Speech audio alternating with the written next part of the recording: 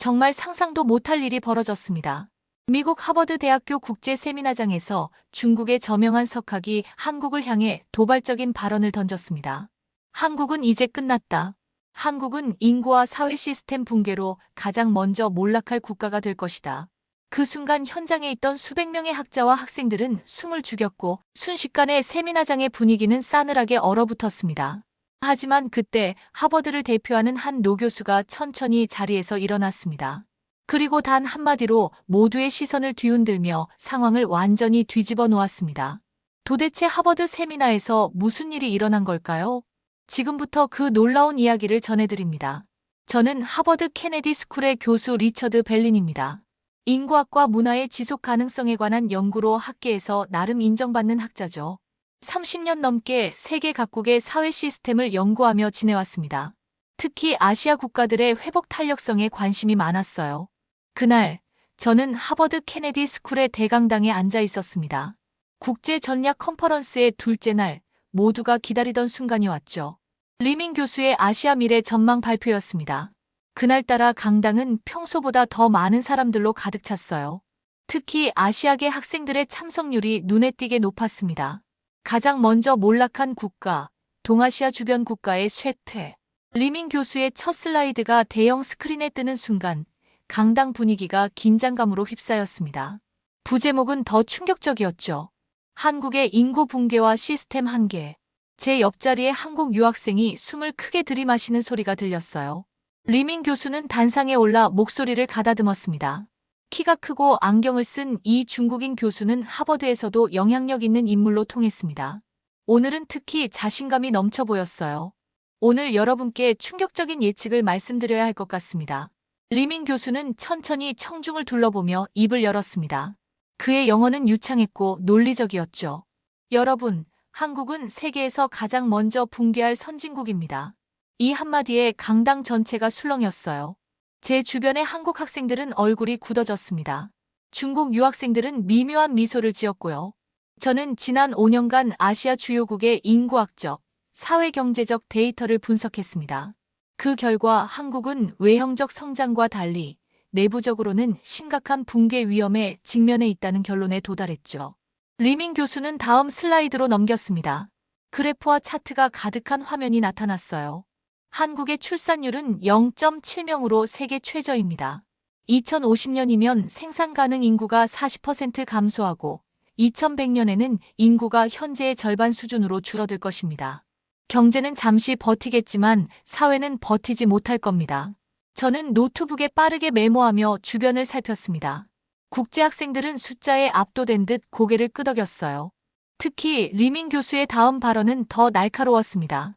한국의 교육 시스템은 세계 최고 수준이지만 역설적으로 이는 사회 붕괴의 원인이 됩니다.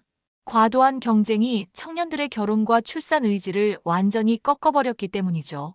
리민 교수는 마치 승리를 확신하는 장군처럼 자신감 넘치는 표정으로 계속 발표를 이어갔습니다. 그의 목소리는 점점 더 커졌고 주장은 더욱 확고해졌어요. 한국은 군사적으로도 미국에 전적으로 의존하고 있습니다. 자체 안보 시스템이 불안정하죠. 중국과 일본 사이에서 경제적으로는 점점 더 끼어 버티기 어려운 상황입니다. 저는 그의 발표를 들으며 불편함을 느꼈습니다. 데이터는 정확해 보였지만 무언가 중요한 것이 빠진 듯한 느낌이었어요. 하지만 청중들은 이미 리민 교수의 논리에 설득되어 가고 있었습니다. 특히 마지막 결론이 강당을 침묵으로 몰아넣었죠. 한국은 표면적으로는 화려해 보이지만 내부는 이미 붕괴되기 시작한 첫 번째 희생국입니다. 이것이 우리가 아시아 지정학에서 주목해야 할 가장 중요한 변수입니다. 발표가 끝나고 박수 소리가 들렸습니다. 그러나 열정적이라기보다는 충격 후의 예의 바른 반응에 가까웠어요. 저는 리민 교수의 슬라이드를 다시 한번 훑어보며 생각했습니다. 정말 맞는 말일까? 한국은 정말 무너질 첫 번째 나라인가? 리민 교수의 발표가 끝나자 대강당은 묘한 침묵에 휩싸였습니다. 발표 내내 저는 청중의 표정 변화를 주시했어요. 처음에는 의구심, 그 다음에는 당혹감, 그리고 마지막에는 체념. 그 일련의 감정 변화가 너무도 선명하게 보였습니다. 질문 있으신 분? 컨퍼런스 사회자가 마이크를 들었지만 아무도 손을 들지 않았죠. 이례적인 상황이었습니다. 보통 이런 자리에선 날카로운 질문들이 쏟아지기 마련인데 말이에요. 그런데 사람들은 그저 고개를 끄덕이며 리민 교수의 발표 내용을 정리한 메모를 다시 읽고 있었습니다. 저는 한 줄기 불안감이 밀려오는 것을 느꼈어요. 이건 단순한 학술 발표가 아니었습니다. 한 국가의 존엄성과 미래를 섣불리 판단하는 위험한 시도였죠. 하지만 그 불편함을 느끼는 사람은 저 혼자뿐인 것 같았습니다. 한국의 미래가 정말 그렇게 비관적일까요? 용기를 내어 옆자리 교수에게 속삭였습니다. 사회학을 전공한 그는 어깨를 으쓱하며 답했어요. 벨린, 숫자가 말해주는 걸 부정할 수는 없잖아요. 저출산율은 사회의 죽음이나 다름없습니다. 제 시선은 자연스럽게 강당 뒤쪽에 앉아있는 한국 학생들에게 향했습니다. 그들의 표정이 심상치 않았어요. 침울함을 넘어 자조적인 웃음까지 띠고 있었죠. 한 여학생은 고개를 푹 숙인 채 스마트폰을 들여다보고 있었고, 다른 남학생은 친구에게 뭔가를 속삭이고 있었습니다. 저는 자리에서 일어나 그들에게 다가갔어요. 학생들과의 대화는 언제나 현실의 진실에 가까웠기 때문입니다. 발표 내용에 대해 어떻게 생각하나요? 최대한 편안한 목소리로 물었습니다. 그러자 검은 안경을 쓴 한 학생이 쓴웃음을 지으며 말했어요. 교수님, 사실 틀린 말은 아니잖아요. 우리나라 젊은이들 사이에서는 헬조선이라는 말이 유행이에요. 지옥 같은 한국이란 뜻이죠. 경쟁은 너무 치열하고 집값은 감당할 수 없이 비싸고. 결혼이요? 꿈도 못 꿉니다. 그의 친구가 옆에서 덧붙였습니다. 저희 부모님 세대는 산업화의 기적을 이루셨지만 우리 세대는 그 대가를 치르고 있어요.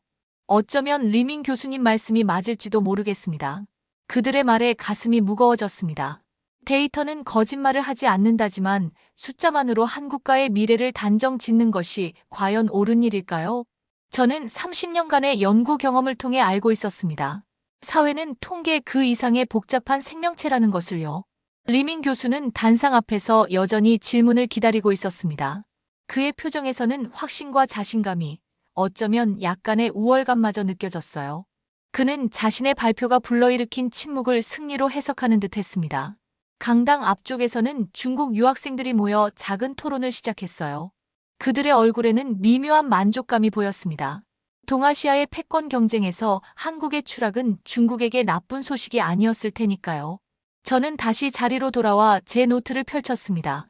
리민 교수의 발표 자료를 하나하나 검토하기 시작했어요. 분명 그의 데이터는 정확했습니다. 한국의 출산율은 세계 최저였고 고령화 속도는 가장 빨랐으며 경제 성장률은 둔화되고 있었죠. 그가 틀린 것은 없었습니다.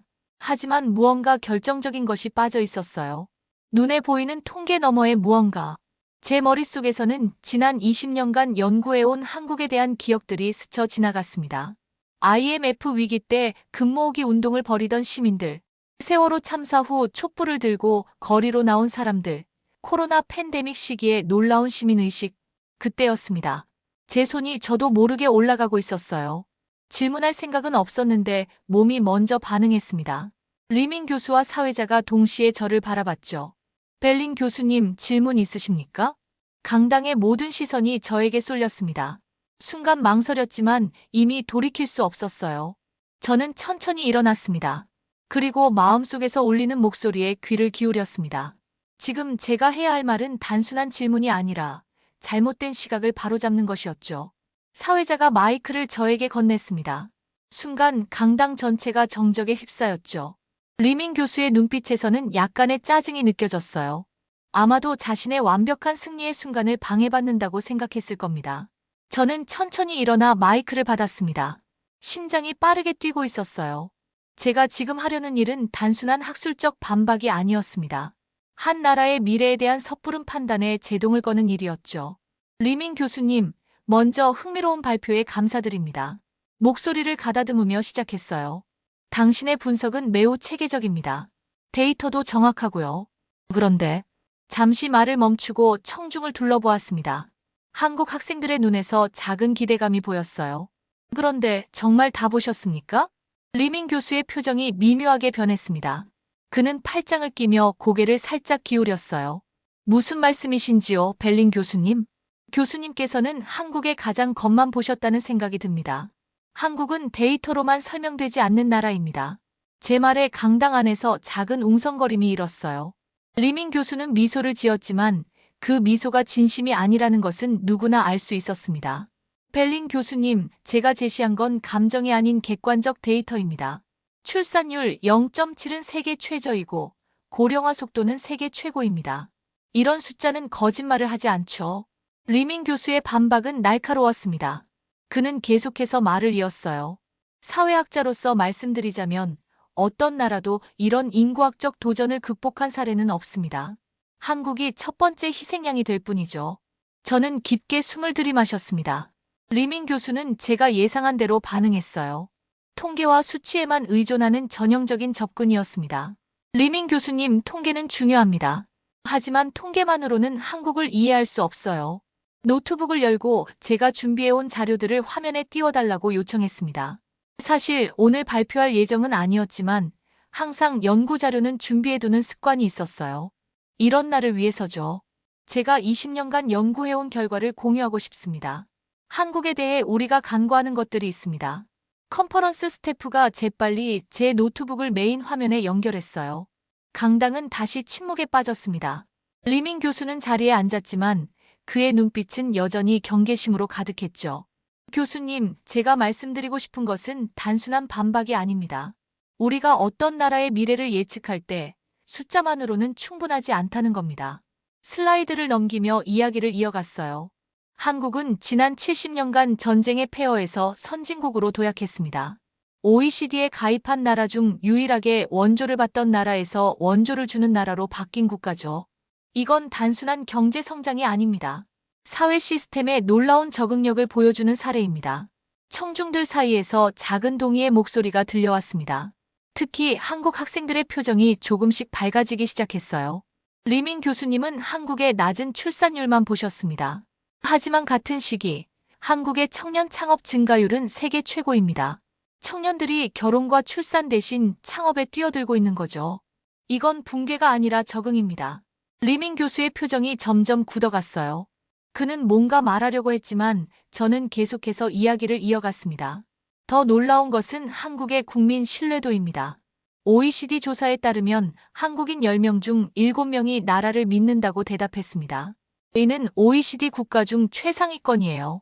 슬라이드에 OECD 국민 신뢰도 1위 대한민국이라는 표가 떴습니다. 청중들 사이에서 놀라움의 탄성이 흘러나왔어요. 이건 제가 한국에 대해 낙관적인 환상을 가지고 있어서 하는 말이 아닙니다. 저도 한국의 심각한 문제들을 알고 있습니다.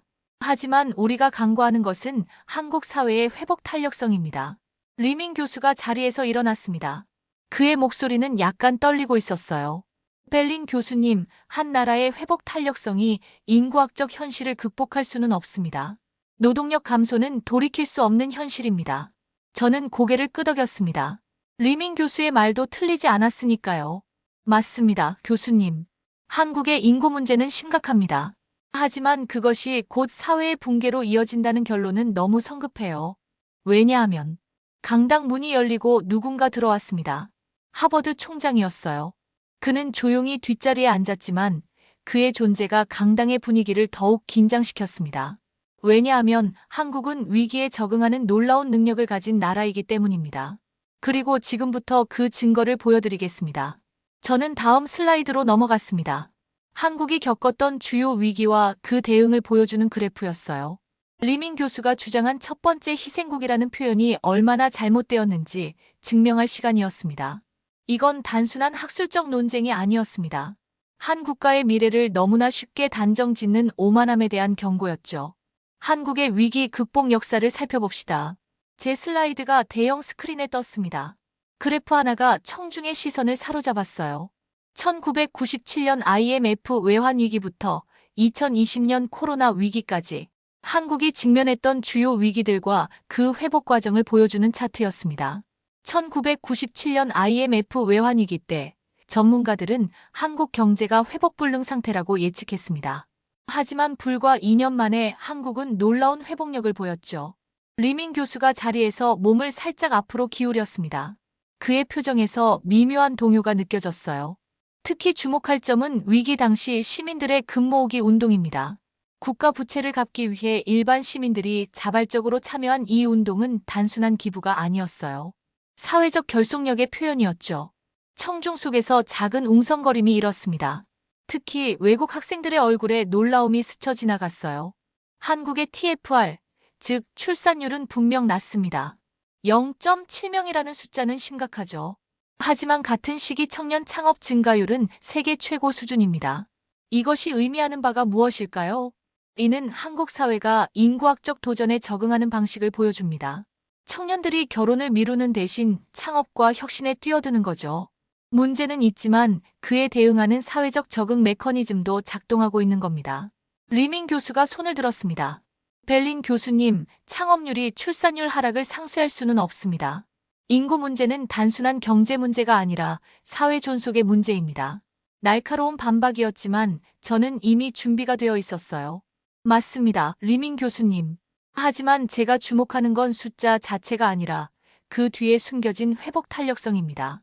국민 신뢰도 조사를 보시죠. 다음 슬라이드로 넘어갔습니다. OECD 국민 신뢰도 1위 대한민국이라는 표가 뚜렷하게 보였어요. 놀랍게도 국민 10명 중 7명이 나라를 믿는다고 대답한 나라는 한국뿐입니다. 이는 팬데믹 이후 대부분의 선진국에서 국민 신뢰도가 급락한 것과 대조됩니다. 청중 속에서는 작은 탄성까지도 들렸습니다. 심지어 리민 교수조차 잠시 말문이 막힌 듯 했어요. 이런 높은 신뢰도는 어디서 오는 걸까요? 한국은 지난 수십 년간 군사 독재, 경제 위기, 정치 스캔들을 겪었습니다. 그럼에도 국민들은 여전히 시스템을 신뢰하고 있어요. 왜일까요? 제 질문에 한국 학생 한 명이 조심스럽게 손을 들었습니다. 저는 한국 학생에게 기회를 주었어요. 저희 부모님 세대는 한강의 기적을 이루셨고, 저희는 민주화를 이뤄냈습니다. 힘든 시간도 많았지만, 결국 우리는 항상 더 나아졌어요. 그래서 어려움이 있어도 결국엔 좋아질 거라 믿는 것 같습니다. 정확한 통찰이었습니다. 저는 고개를 끄덕이며 그의 말을 확장했어요. 바로 그겁니다. 한국 사회는 집단 기억을 갖고 있습니다. 어려움을 극복한 경험이 사회적 DNA에 새겨져 있는 거죠. 그리고 이 경험이 미래에 대한 신뢰로 이어집니다. 리민 교수의 표정이 점점 더 불편해 보였습니다. 그는 팔짱을 끼며 자세를 바꿨어요. 다음은 2014년 세월호 참사입니다. 슬라이드를 넘기자 침몰하는 배의 이미지가 나타났습니다. 강당이 순간적으로 조용해졌어요. 이 끔찍한 비극은 한국 사회에 깊은 상처를 남겼습니다. 하지만 주목할 것은 이후의 반응이에요. 시민들은 거리로 나왔고 제도 개선을 요구했습니다. 결국 대통령 탄핵으로까지 이어졌죠. 그 옆에는 한국의 반응이라는 그래프가 있었습니다. 시민 참여도, 제도 개선 요구, 그리고 실제 변화를 보여주는 차트였어요. 다른 나라였다면 사회 분열로 이어질 수 있는 위기가 한국에서는 오히려 시스템 개선의 계기가 되었습니다. 이건 무너지는 사회가 아니라 자정 능력을 갖춘 사회의 모습입니다. 청중 속에서 공감의 기운이 느껴졌습니다. 심지어 리민 교수의 지지자들로 보이던 사람들조차 관심 있게 듣고 있었어요. 그리고 가장 최근의 예로는 코로나19 팬데믹입니다. 한국의 K방역은 세계적 모범 사례가 되었습니다. 잠시 생각해 보세요. 전 세계가 혼란에 빠졌을 때 한국은 오히려 질서 있게 대응했어요. 이건 우연이 아닙니다. 이번에는 리민 교수가 직접 반박해 왔습니다. 벨린 교수님, 과거의 회복력이 미래의 회복력을 보장하지는 않습니다. 인구 붕괴라는 도전은 이전의 위기와는 차원이 다릅니다. 날카로운 지적이었습니다. 저는 잠시 생각했어요. 그의 말도 일리가 있었습니다. 하지만 그것이 전부는 아니었죠.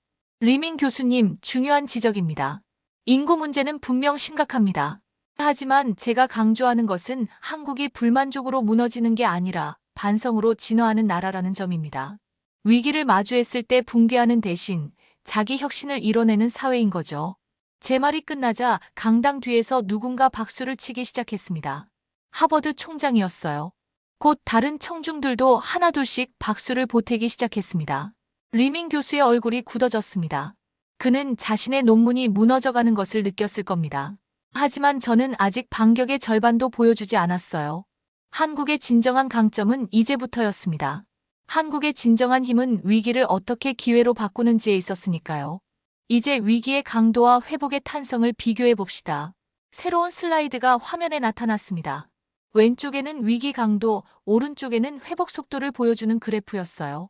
OECD 국가들 중 한국이 상위에 있었습니다. 교수님들, 학생 여러분. 사회 시스템의 강인함은 위기가 없을 때가 아니라 위기에 어떻게 대응하는지에서 드러납니다. 한국은 어쩌면 가장 많은 위기를 겪은 선진국 중 하나일 겁니다. 청중들의 시선이 더욱 집중되었어요.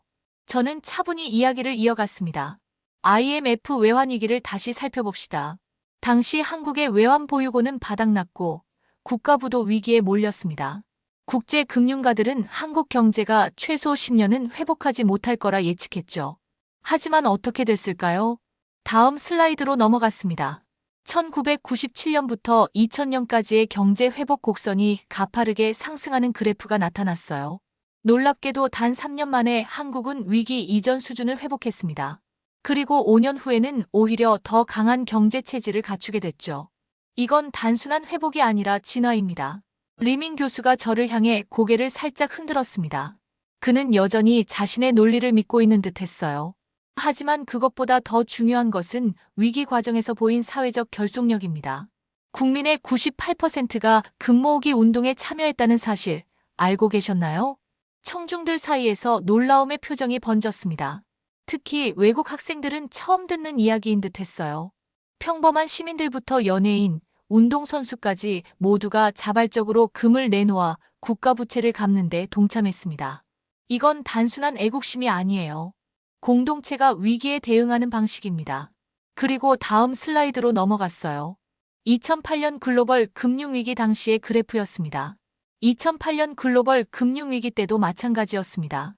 대부분의 선진국이 심각한 타격을 입었지만 한국은 가장 빠르게 회복한 국가 중 하나였죠. 이건 우연이 아닙니다. 청중들 사이에서 작은 토론이 시작되는 것이 느껴졌어요. 사람들이 서로 속삭이며 의견을 나누고 있었습니다. 다음은 정치적 위기입니다. 2016년 대통령 탄핵 사태는 한국 민주주의의 가장 큰 시험대였습니다. 많은 국가에서 이런 정치적 격변은 사회 분열과 혼란으로 이어지기 마련이죠. 화면에는 촛불 집회 사진과 함께 당시의 여론조사 결과가 나타났어요. 그러나 한국은 어떻게 대응했을까요? 1700만 명이 평화롭게 거리에 나와 촛불을 들었습니다. 단 한 건의 폭력 사태도 없었어요. 그리고 헌법적 절차에 따라 평화롭게 정권 교체가 이루어졌죠. 리민 교수가 마침내 입을 열었습니다. 벨린 교수님, 과거의 회복력만으로 미래를 보장할 수는 없습니다. 인구 붕괴는 완전히 새로운 도전입니다. 그의 목소리에는 확신이 묻어났지만 강당의 분위기는 이미 바뀌어 있었어요. 청중들은 이제 저의 발표에 더 귀를 기울이고 있었습니다. 맞습니다, 리민 교수님.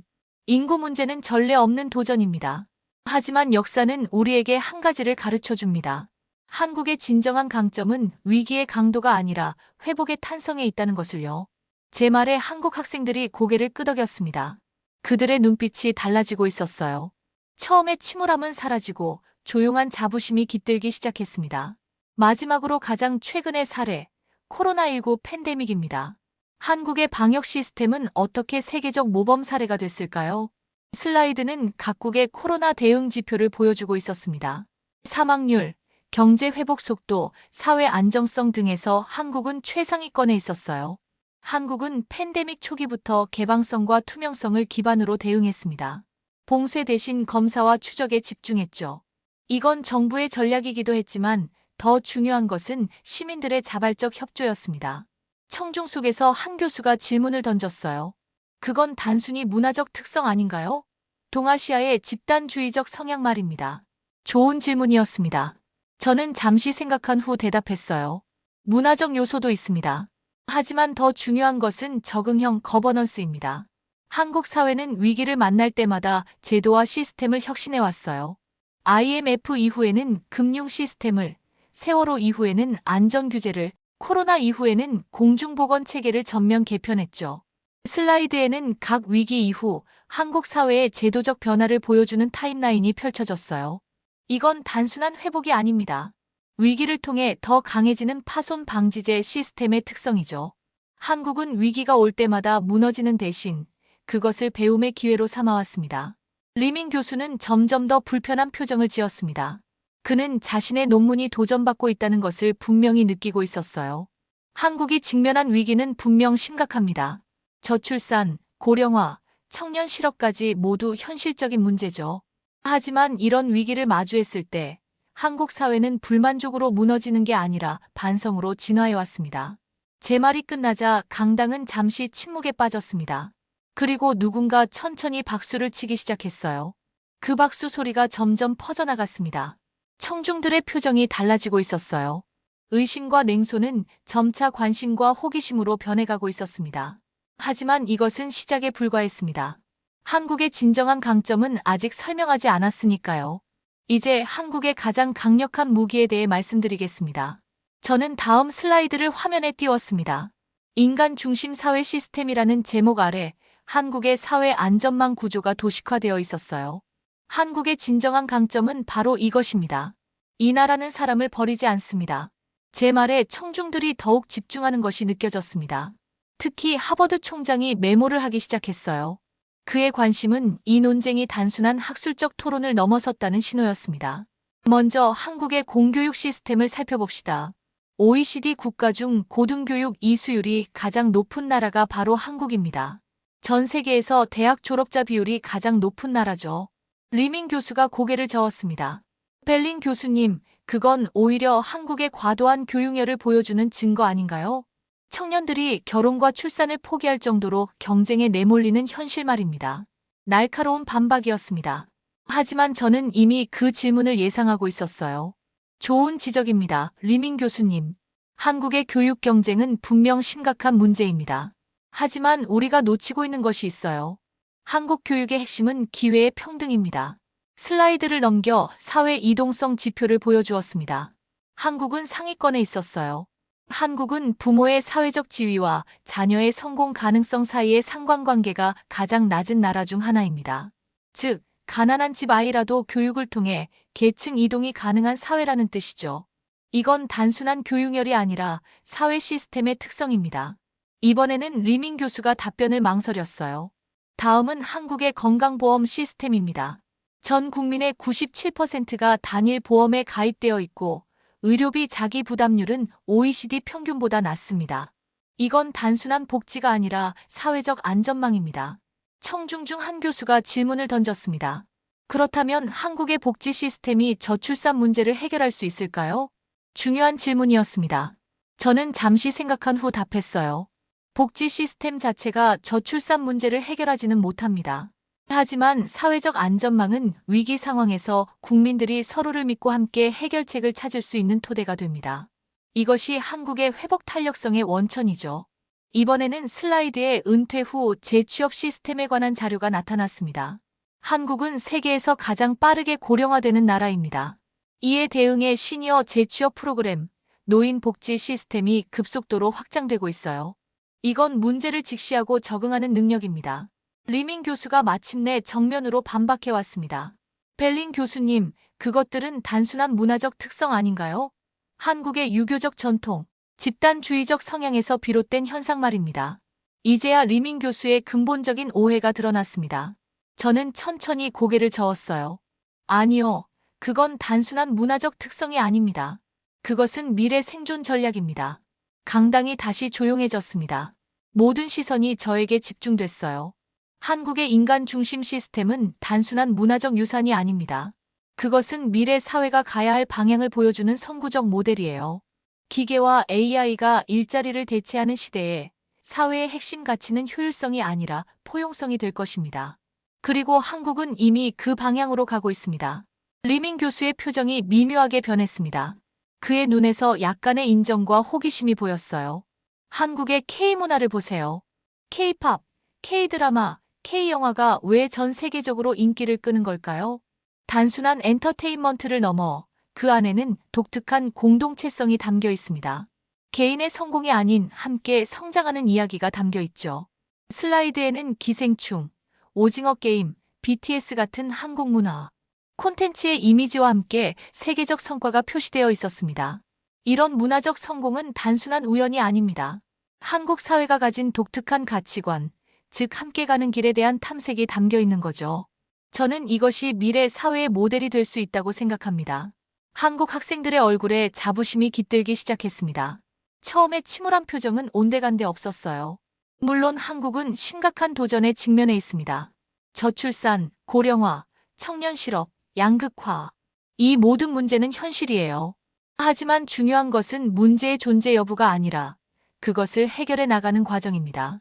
강당의 분위기가 확연히 달라졌습니다. 사람들의 눈빛에서 호기심과 공감이 느껴졌어요.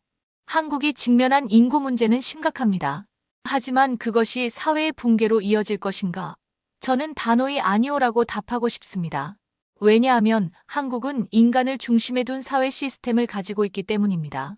이것이 미래의 도전을 극복할 수 있는 진정한 힘입니다.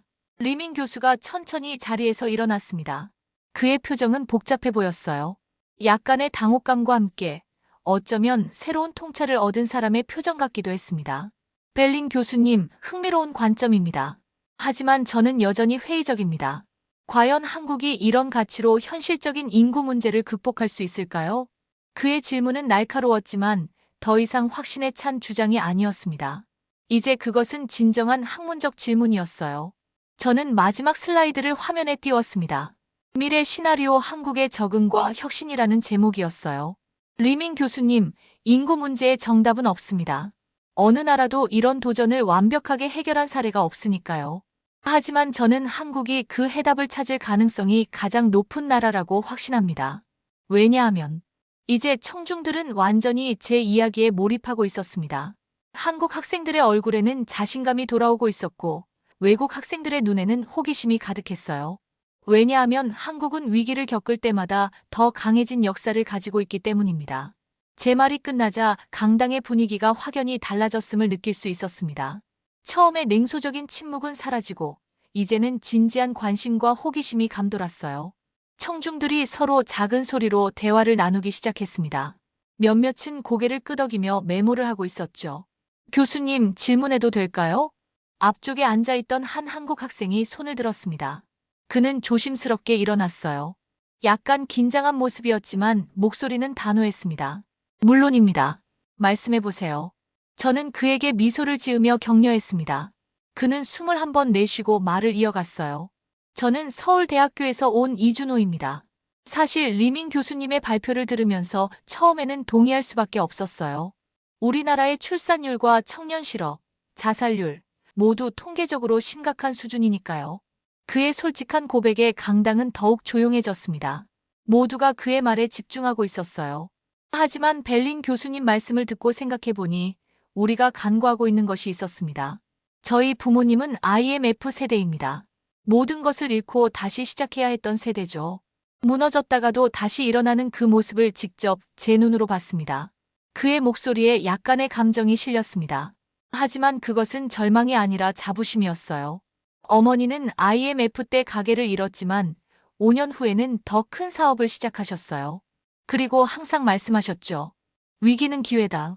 한국 사람들은 이미 너무 많은 위기를 겪었고 그때마다 우리는 더 강해졌다라고요.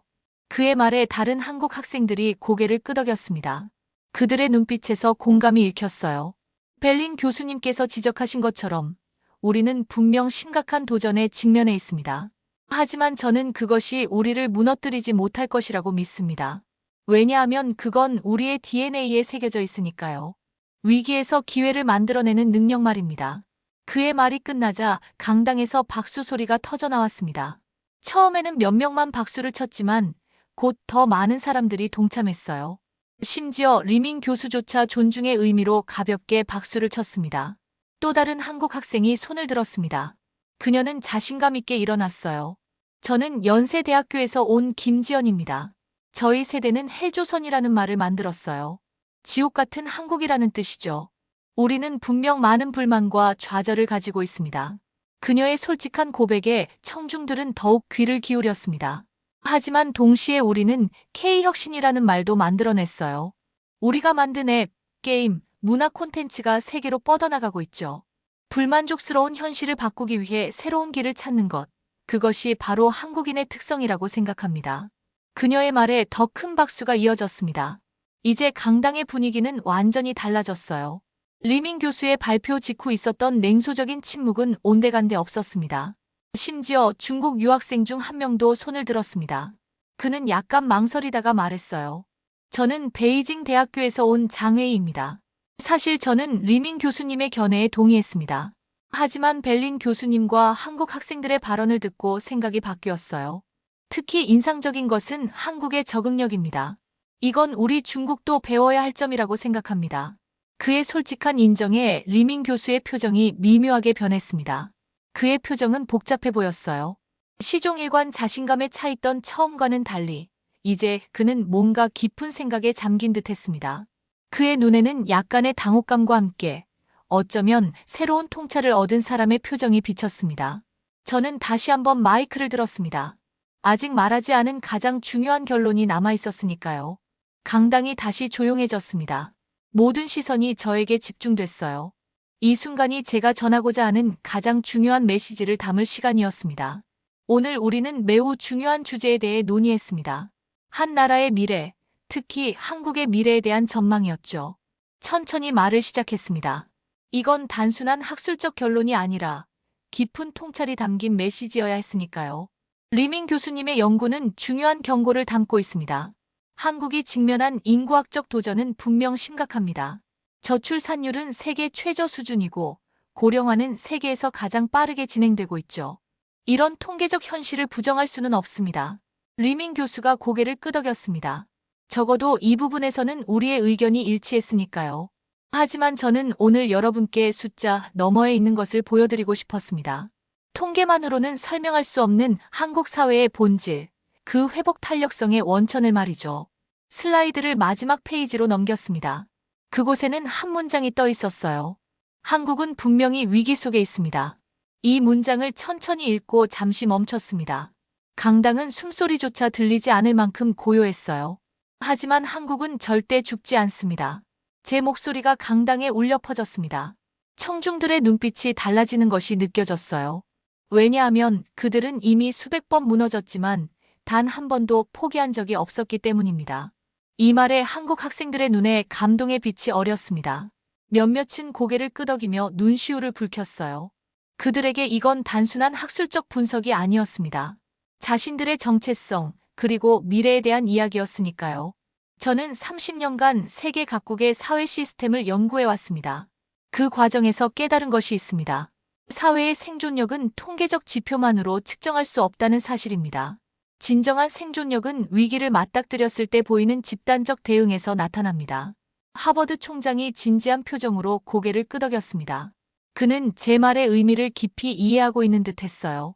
한국은 지난 100년간 식민 지배, 전쟁, 독재, 경제 위기, 정치적 격변을 겪었습니다. 그때마다 많은 전문가들이 한국의 끝을 예측했죠. 하지만 그 예측은 매번 빗나갔습니다. 왜 그럴까요? 질문을 던진 후 잠시 침묵했습니다. 청중들이 스스로 답을 생각해 볼 시간을 주고 싶었어요. 그것은 한국 사회가 가진 특별한 능력 때문입니다. 바로 집단적 학습 능력입니다. 위기를 겪을 때마다 사회 전체가 학습하고 적응하고 혁신하는 능력이죠. 이건 단순한 회복력을 넘어선 진화의 능력입니다. 리밍 교수가 천천히 일어났습니다. 그의 표정은 더는 도전적이지 않았어요. 오히려 진지한 학자의 모습이었습니다. 벨린 교수님, 당신의 관점은 분명 깊은 통찰을 담고 있습니다. 하지만 과연 그런 집단적 학습 능력이 인구학적 중력을 이길 수 있을까요? 역사상 그런 사례가 있었나요? 좋은 질문이었습니다. 저는 고개를 끄덕였어요. 리밍 교수님, 정확히 짚으셨습니다. 역사상 그런 사례는 없었습니다. 왜냐하면 인류 역사에서 이렇게 극단적인 저출산과 고령화를 경험한 나라가 없었기 때문이죠. 한국은 새로운 길을 가고 있습니다. 전례 없는 도전에 맞서 전례 없는 해결책을 찾아야 하는 거죠. 잠시 말을 멈추고 청중을 둘러봤습니다. 모든 사람이 진지한 표정으로 듣고 있었어요. 그리고 저는 한국이 그 해결책을 찾을 것이라고 믿습니다. 그들은 항상 그래왔으니까요. 위기가 올 때마다 한국은 무너지는 대신 진화했습니다. 인구 문제도 예외가 아닐 겁니다. 이번에는 리밍 교수조차 천천히 고개를 끄덕였습니다. 그는 완전히 설득된 것은 아니었지만 적어도 다른 관점을 인정하는 듯했어요. 결론적으로 한국은 통계로 설명할 수 없는 나라입니다. 데이터는 현재의 모습만 보여주지만 한국의 진정한 강점은 미래를 향한 적응력에 있습니다. 그것이 제가 오늘 여러분께 전하고 싶었던 메시지입니다. 제 말이 끝나자 강당에서 뜨거운 박수가 터져 나왔습니다. 한국 학생들은 서로를 바라보며 웃음 지었고 다른 나라 학생들도 감동한 표정이었어요. 심지어 중국 유학생들조차 진심 어린 박수를 보냈습니다. 리민 교수는 잠시 침묵했다가 그도 마침내 박수를 치기 시작했습니다. 그의 눈빛은 달라져 있었어요. 처음에 냉소적인 확신은 사라지고 이제 그의 눈에는 진정한 학자의 진리를 향한 겸손함이 깃들어 있었습니다. 하버드 총장이 단상으로 올라와 마이크를 잡았습니다. 오늘 우리는 단순한 학술 토론을 넘어 인류의 미래에 관한 중요한 통찰을 얻었습니다. 리민 교수님, 벨린 교수님, 두 분의 열정적인 토론에 감사드립니다. 그리고 자신의 경험과 생각을 나눠준 학생 여러분께도 감사의 말씀을 전합니다. 총장의 말이 끝나고 세미나는 공식적으로 마무리되었습니다. 하지만 사람들은 쉽게 자리를 떠나지 않았어요. 많은 학생들이 저에게 다가와 추가 질문을 던졌고 한국 학생들은 진심 어린 감사의 말을 전했습니다. 리민 교수도 저에게 다가왔습니다. 그는 손을 내밀며 말했어요. 벨린 교수님, 오늘 중요한 것을 배웠습니다. 사회는 단순한 숫자의 총합이 아니라는 사실을요. 당신의 통찰에 감사드립니다. 저는 그의 손을 맞잡았습니다. 이것이 바로 학문의 진정한 목적이었습니다. 서로 다른 관점을 통해 더 깊은 진리에 다가가는 것이죠. 리민 교수님, 저도 당신의 연구에서 많은 것을 배웠습니다. 한국이 직면한 도전의 심각성을 정확히 지적해 주셨어요. 우리의 토론이 더 균형 잡힌 시각을 만들어냈다고 생각합니다. 강당을 나서면서 뒤를 돌아봤습니다. 대형 스크린에는 여전히 마지막 슬라이드가 떠 있었어요. 한국은 통계로 설명할 수 없는 나라다. 그 문장이 강당의 불빛 속에서 빛나고 있었습니다. 마치 미래를 향한 작은 등불처럼 말이죠. 오늘의 이야기는 여기까지입니다. 오늘 들으신 사연 어떠셨나요? 오늘의 이야기가 마음에 와닿았다면 따뜻한 격려의 댓글 부탁드립니다. 다음에도 더욱 흥미로운 이야기로 찾아뵙겠습니다. 감사합니다.